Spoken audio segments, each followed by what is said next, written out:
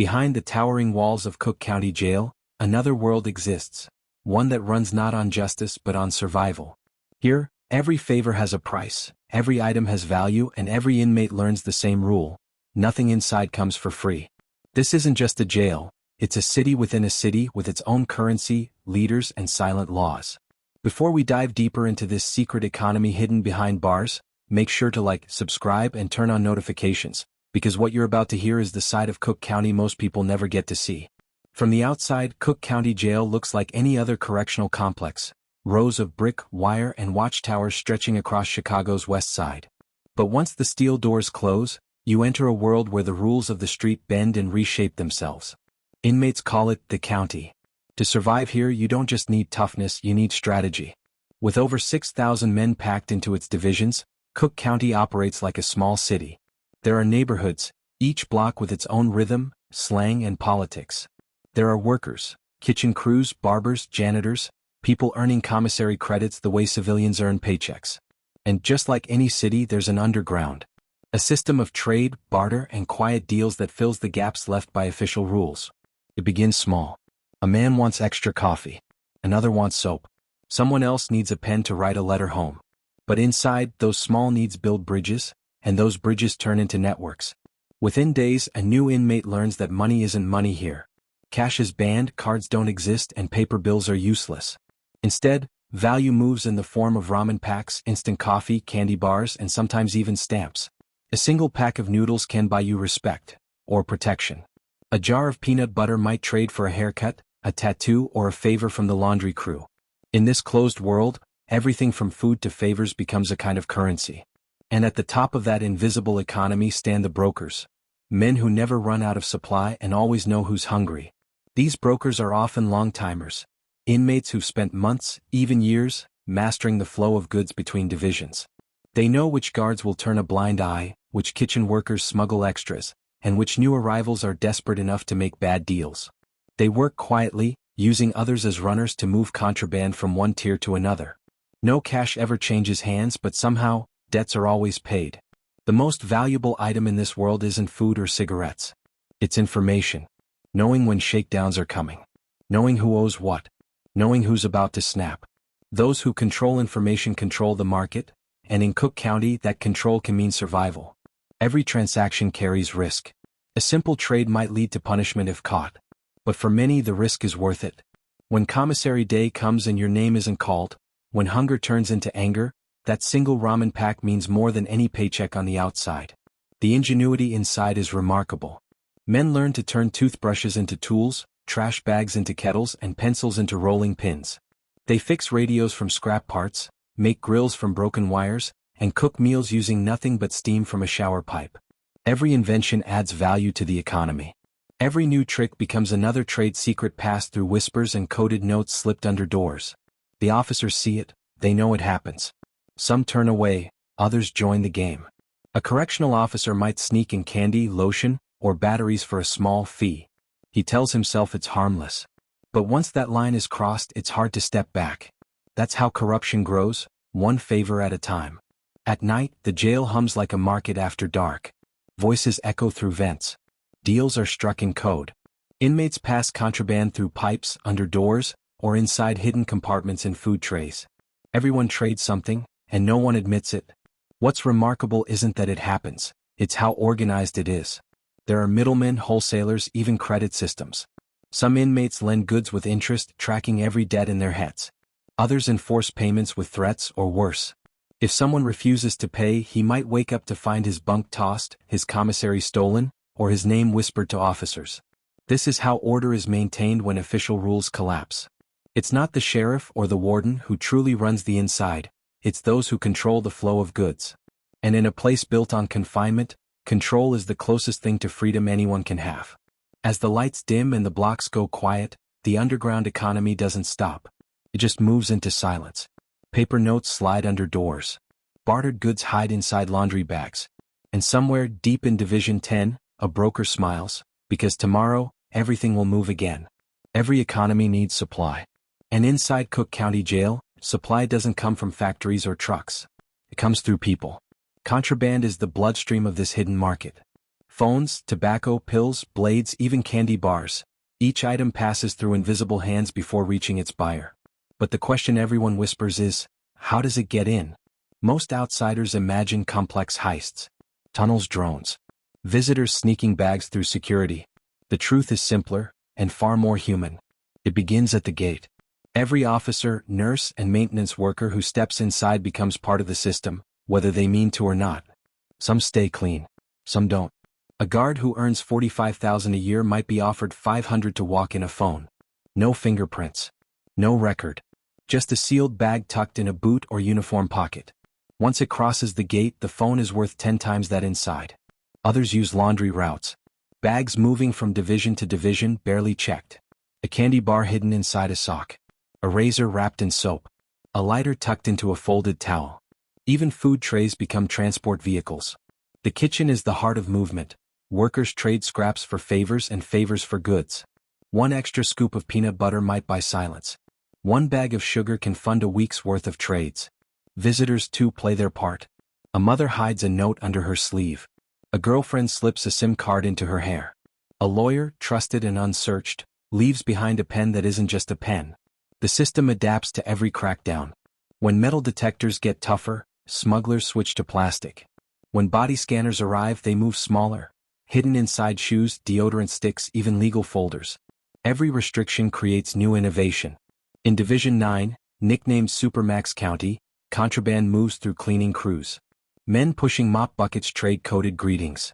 A rag lifted once means safe. Twice means watching. 3 times, a deal is happening. And behind it all is trust, the currency more valuable than noodles or coffee. To move goods, you must know who won't talk, who won't steal, who won't fold under pressure. One wrong name whispered to the wrong person and the whole chain collapses. Investigators call it inmate ingenuity. But inside it's survival engineering. People who've lost everything build invisible economies just to feel control again. Phones become lifelines. A call to a child. A message to a gang. A deal with someone still on the street. The phone itself might cost $2,000 worth of commissary trades, a price many will risk punishment to pay. When officers discover one, they trace it backward, through bunkmates, kitchen shifts, laundry stops. But by then, the next phone has already entered. It's a constant cycle. Seize, replace, repeat. Corruption isn't always about greed. Sometimes it's exhaustion. A rookie guard works 16-hour shifts, tired and broke. An inmate offers quick money and false friendship. That's how the pipeline opens, not with violence but with conversation. And yet, for every smuggled item that feeds the black market, there's another that feeds hope. Letters, photos, Bible pages. Pieces of the outside world that remind men who they were before the walls closed in. Even those are traded, a picture of family for a hot meal. A folded prayer for protection. In Cook County, even emotions have price tags. At times, the lines blur so much that no one remembers where the corruption began. When an inmate greets an officer by first name, when a favor replaces authority, order turns soft around the edges. That softness is what the underground needs to grow.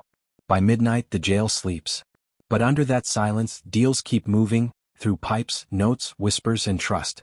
It's a machine that never stops, powered by hunger, habit, and human need. Tomorrow, another shipment will arrive. A new phone. A few packs of candy. Another secret folded into laundry. The cycle repeats, efficient, relentless, invisible. In Cook County Jail, money doesn't make you powerful. Control does.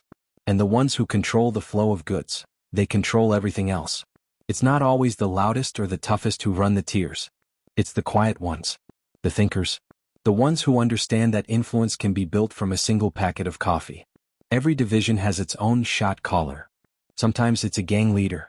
Sometimes a man who's been in long enough to know every rule and every loophole. He doesn't shout commands. He whispers them, and others move. These men run the underground like businessmen. They assign tasks, set prices, and resolve disputes. They even enforce credit laws. If you borrow 2 ramen packs today, you pay back 3 next week. Interest just like the streets. Debts run deep here. A man who can't pay might lose his commissary. If he still can't pay, he might lose his bunk. And if it continues, he could lose his safety. The jail staff call it inmate-on-inmate discipline. But inside, it's the cost of doing business. The system polices itself because the official one rarely reaches this deep. The gangs play a massive role. Latin kings. Gangster disciples. Vice lords. Black pea stones. Each has its network, each runs its own market. Their members on the outside send money to commissary accounts, funding the flow of goods that fuels loyalty inside. A younger inmate might owe allegiance to his set for protection. In return he works, carrying goods between cells, collecting debts, watching guards. The older members rarely touch contraband themselves. They simply direct traffic.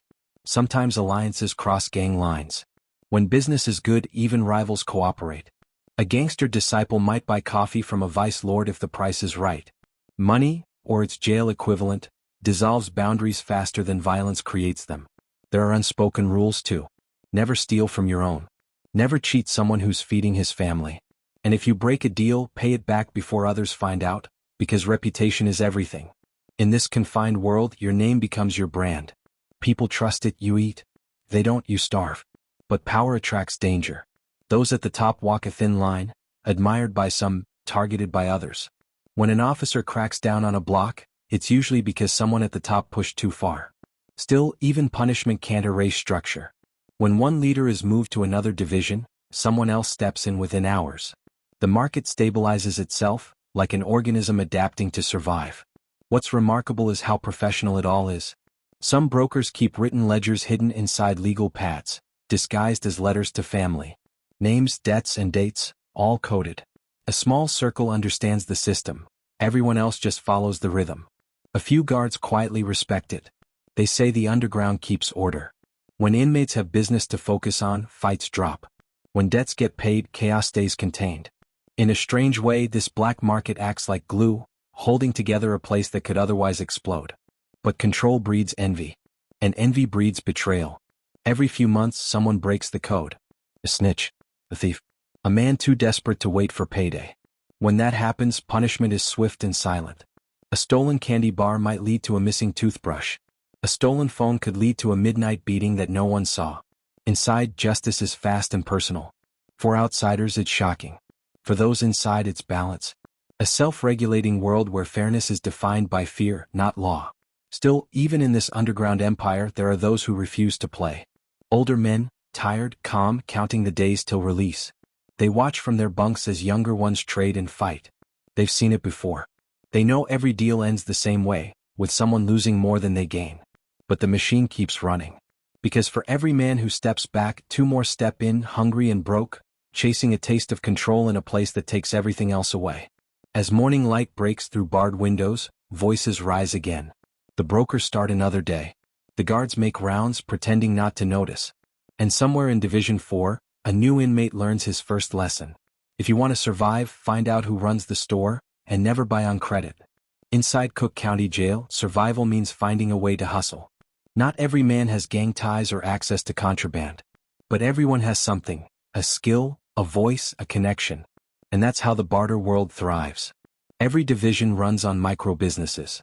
Barbers, artists, cooks, cleaners. Men turning simple talents into steady income, one trade at a time. Take the barbers for example. Most cells don't have mirrors, but a skilled barber doesn't need one. He sets up a chair made from milk crates, wraps a towel around a man's neck, and uses clippers smuggled in piece by piece. Each haircut costs a pack of coffee, or 2 soups and a honey bun. Simple math but steady profit. Tattoo artists do even better. They build machines from radio motors, pens, and sewing needles. Ink comes from melted chess pieces or soot scraped from burned plastic. It's crude, dangerous, and always in demand. A small cross on the wrist? 1 ramen. A full chest piece? 5+ candy bars for pain. Cooks are the real stars of the underground. Using nothing but hot water, instant noodles, and seasoning, they create meals that taste like freedom. Jail pizza, Cheetown nachos, spread sandwiches. Each has a recipe passed down through years of confinement. A skilled cook feeds 10 men and earns commissary for a week. He's respected, protected, and never goes hungry. Then there are the gamblers. Card games, dice games, even paper football leagues. Everything can turn into a wager. One man bets peanut butter cups. Another bets coffee packs. And before long, a crowd forms around the winner, cheering, shouting, losing track of time. In a place built to kill time, gambling gives it meaning. But gambling is risky business. Debts stack fast. A bad streak can turn friends into enemies overnight. Some men gamble everything they own, their food, their shoes, even their bunk space. When they lose, they beg for loans. And when they can't pay, someone collects. The collectors don't shout. They visit quietly after lights out. There's also a growing market for communication. Phone rentals, yes, phones. A man who controls a contraband phone can make a fortune. He rents it out for 5 minutes a call, charging with commissary items or favors. Everyone wants that chance to hear a voice from home. To say, I'm okay. To remind someone they still exist. Even literacy has value here. Some men can't read or write. So others become jailhouse scribes. They write letters, legal motions, poems to girlfriends. One page costs a soup. A full legal complaint might earn a week's supply of snacks. It's capitalism reborn under concrete ceilings. Every service has a price. Every inmate becomes a customer or a supplier. And those who master both roles climb higher in the social order. The creativity is endless. A man makes chess pieces from toilet paper hardened with soap. Another folds origami roses and sells them for Valentine's Day visits. Someone else braids cords from plastic bags and trades them as wristbands, proof of loyalty, love, or luck. Even boredom becomes currency when it's turned into art. The commissary acts like the stock market. Prices shift with supply and demand. When shipments arrive late, ramen doubles in value. When coffee runs out, fights start over the last jar. Men watch trends the way investors watch Wall Street. They know when to buy, when to sell, and when to hide. It's not just about survival, it's about dignity. For many, these hustles give purpose. A reason to wake up. A way to feel human in a place designed to strip that away. But success has its dangers. When someone makes too much, eyes turn toward him. Jealousy brews. Whispers spread. And soon he's forced to choose, share profits, pay taxes, or face consequences. Even enterprise has overlords here. Yet no matter how many times the system cracks down, confiscating tools, raiding cells, cutting supply lines, the economy rebuilds itself. New cooks, new gamblers, new scribes. Because as long as men have time, hunger, and imagination, the trade will never die. When night falls, the air smells faintly of spice and coffee. Laughter echoes through vents. A card game ends with quiet cheers. And somewhere, a cook counts his noodles like bills in a wallet. This is not chaos. It's structure born from confinement. A hidden rhythm that keeps thousands of men moving, thinking, surviving. And tomorrow, when another commissary cart rolls in, that rhythm starts again. Every economy has a backbone. Inside Cook County Jail, that backbone is fear. Because when all the trades, hustles, and debts pile up, something has to enforce them. And that's where violence becomes business. It starts small. A man borrows a soup pack. He promises to pay it back after commissary day. When that day comes and his name isn't called, tension builds. Whispers spread, he's ducking his debt. That's how it begins. Within hours, pressure arrives. Sometimes it's just words, threats through vents, a stare across the tier. Other times it's more direct. A blanket covers a cell door, blocking the view from guards. Fists do the talking. And by morning the debt is paid, in bruises instead of noodles. In this world, protection is as valuable as food. The strong sell safety to the weak. Pay us and nobody touches you. It sounds like mercy, but it's a contract signed in fear. Those who refuse become examples. Every division has enforcers. They're not always the biggest or meanest, just the most unpredictable. Men who act without warning, sending messages through silence. They enforce for the brokers, the gangs, and sometimes even for guards who want certain inmates kept quiet. Extortion comes dressed as generosity. Someone gives you a bar of soap, a sandwich, a new t-shirt. You think it's kindness, until he asks for something in return. By then it's too late. You're in debt, and in jail, debt equals control. Guards know it happens. Some ignore it, others benefit from it. A peaceful tier looks good on paper. If the inmates keep order among themselves, that means less work for officers. But peace built on fear isn't peace, it's tension disguised as calm. At night, you can hear the economy breathing through the walls.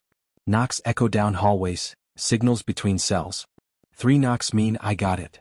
4 mean send help. No one writes these rules, they're inherited from years of confinement. Smaller inmates often form alliances for safety. They pool commissary, pay older guys for protection, and live by a code of silence. Snitching, even in desperation, is forbidden. The punishment isn't just isolation. It's exile, social death in a place where isolation already kills slowly. Sometimes the extortion gets creative. A man might offer storage for your goods, a safe cell to hide commissary from shakedowns. But when you go to collect, half your stash is gone. And you can't complain because complaining is dangerous currency too. For newcomers, the game feels invisible. They don't see it until it's too late. They think a free favor means friendship. They think a helping hand is honest. But in Cook County, nothing is free, not even friendship. The gangs run the larger territories, dividing divisions like city blocks. Each controls who trades what, where, and when. If an independent hustler makes too much profit, the gangs take notice. He's asked to donate a share, what they call a tax.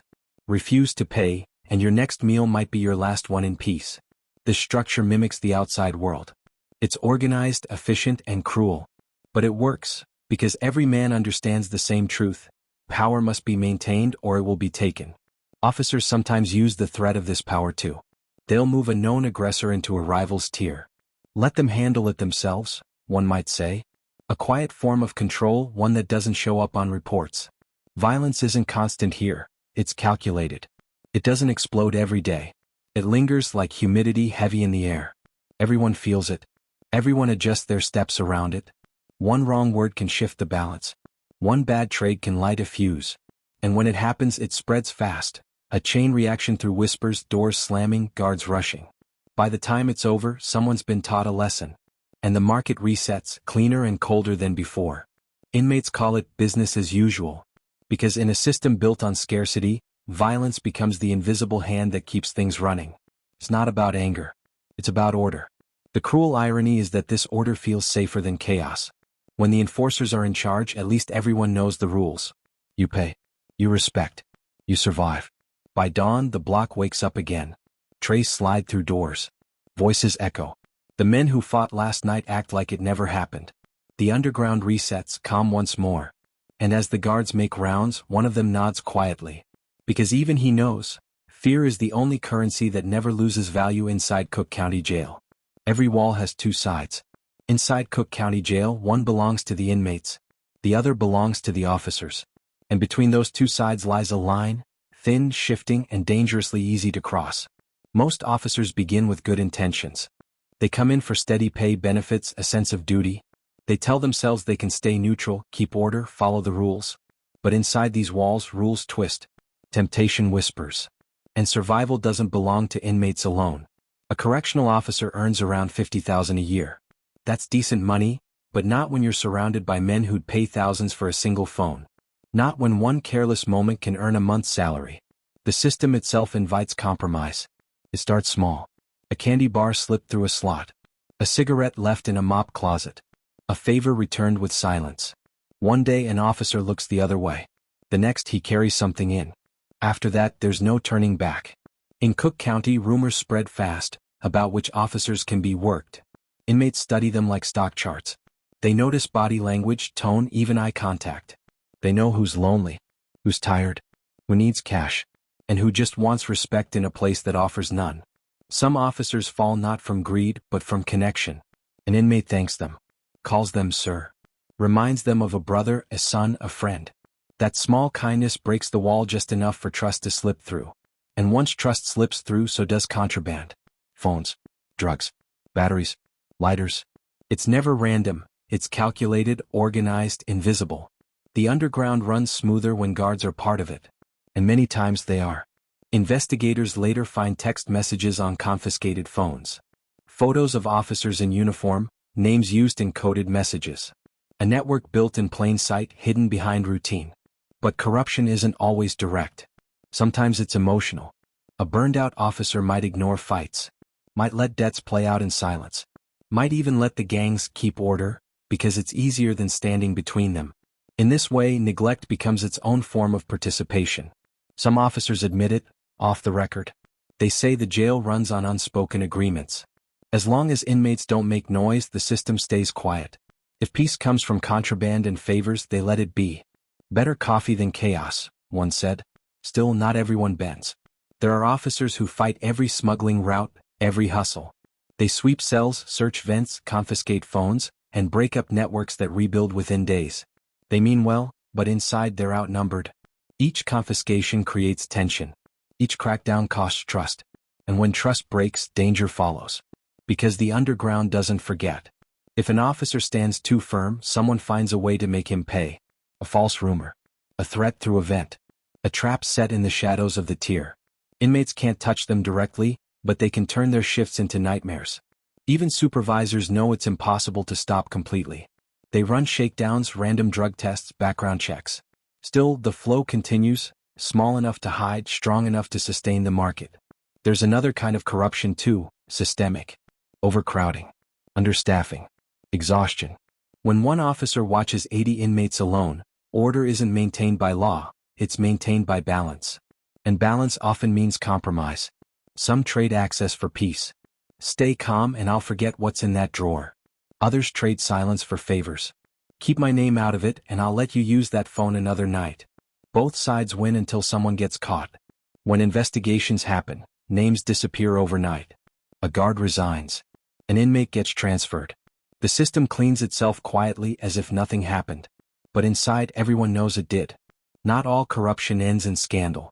Some ends in survival. Officers too live under pressure, long shifts, constant danger, endless noise. For them, the underground economy isn't just temptation. It's escape.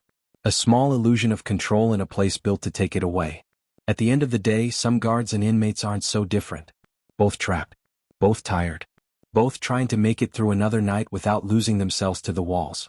And as one officer once said in a rare moment of honesty, after a few years in here, you stop asking who's right or wrong. You just try to stay human. No empire lasts forever, not even one built behind bars. Every few years, the walls of Cook County Jail tremble under the weight of its own secrets. Because sooner or later, someone always talks. Might start with a raid. A random shakedown in Division 9. Officers tearing apart cells, flipping mattresses, dumping coffee across concrete floors. Within minutes, the silence breaks, metal clinks, drawers slam, and hidden phones appear from vents and ceiling tiles. Each discovery is a small victory. But for every phone found, 10 more remain unseen. Then come the investigations. Detectives walk the corridors, clipboards in hand, asking the same question over and over. How did it get in? The answer never changes. It was already here. In 2018, Internal Affairs uncovered one of the largest smuggling rings in the jail's history. A group of inmates, connected to gang members on the outside, worked hand in hand with corrupt staff. They moved tobacco, drugs, and phones through laundry routes and visitation bags. Money flowed through Cash App and commissary accounts. The operation was so organized it mirrored a corporate supply chain, only the office was a cell block. When the scandal broke, headlines called it a jailhouse empire. Several officers were arrested. Dozens of inmates were transferred. But even after the crackdown, the trade never truly stopped. It only went deeper underground. That's the truth about Cook County. Pressure never destroys its economy. It just reshapes it. Every confiscation becomes a lesson.